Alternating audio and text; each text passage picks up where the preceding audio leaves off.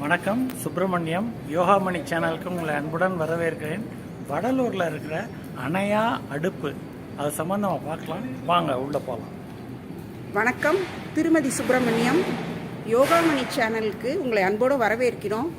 நம்ம இப்போ வடலூரில் சத்தியஞான சபையில் அணையா அடுப்பு, நூற்றுக்கணக்கான ஆண்டுகளாக அணையாமல் இருக்கும் அடுப்பு அன்னதானம் வழங்கும் இடத்தை பார்க்க போகிறோம். அதற்கு முன்னால் அந்த இடத்துக்கு முன்னால் இருக்கிற மண்டபத்தில் வள்ளலாரை தரிசனம் செய்து கொள்வோம். வாருங்கள். வாடிய பயிரை கண்ட போதெல்லாம் வாடினேன், எல்லோருக்கும் வாடாமல் வயிறு வாடாமல் உணவு கிடைக்கணும்னு அவர் ஏற்படுத்தி கொடுத்த அன்னதான திட்டம் இது. வாங்க பார்க்கலாம் அந்த இடத்த. வாங்க. இதில் என்ன எழுதியிருக்காங்கன்னு பாருங்கள்.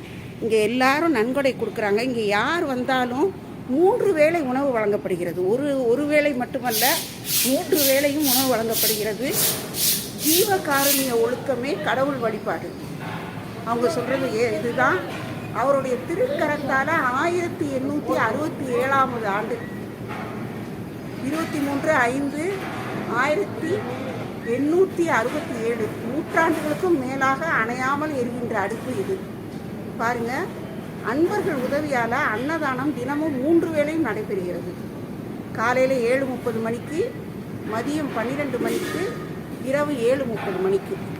யார் வேண்டுமானாலும் இங்கே நேரடியாக தர்மசாலைக்கு வந்து அரிசி, மளிகை பொருட்கள், காய்கறிகள், உணவுப் பொருட்களை இதை வந்து இப்படி கொடுக்க வேணாம், நேரடியாக கொடுக்க வேணாம்.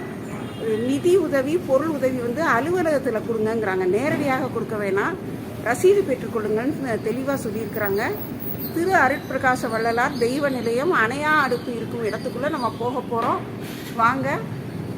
வயிறு வாடாமல் உணவு கொடுப்பது தான் இருக்கிறதுலே ஜீவகாருண்யம் அப்படிங்கிறத சொல்கிறாங்க.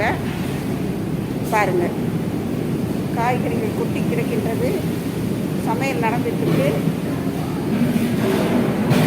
இதை வந்து இங்கே கொடுத்து என்ன கொடுக்கணும்னு நினைக்கிறீங்களோ அதை கொடுத்து ரசீது பெற்றுக்கொள்ளுங்கன்னு சொல்கிறாங்க. சமையல் நடந்துக்கிட்டே இருக்குது. 3 வேளை சாப்பாடு, அன்னதானம் நடந்துக்கிட்டே இருக்குது.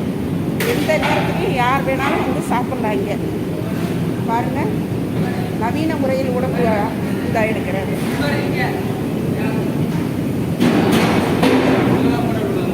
ஓ சரி சரி.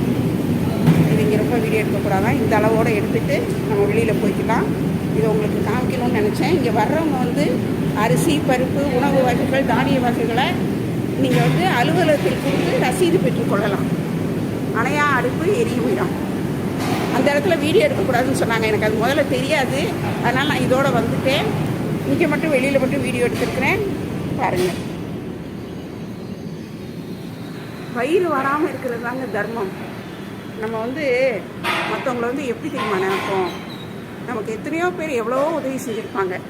என்றைக்கோ ஒரு நாள் ஒரு ஃப்ரெண்டை பார்க்க போயிருப்பீங்க. ஃப்ரெண்டோட பையன் வந்து அங்கிள் உட்காருங்கன்னு சொல்லி ஃபேனை போடுவான். அவங்க அம்மா வந்து நம்ம கேட்காமலே சுட சுட ஒரு கப் காஃபியோ டீயோ கொடுப்பாங்க. அந்த நேரம் நமக்கு இருக்கிற தலைவலிக்கு அது அவ்வளோ சந்தோஷமாக இருக்கும். ஒரு சின்ன பிளேட்டில் ஒரு ஸ்வீட்டும் ஒரு காரம் வச்சு கொடுப்பாங்க.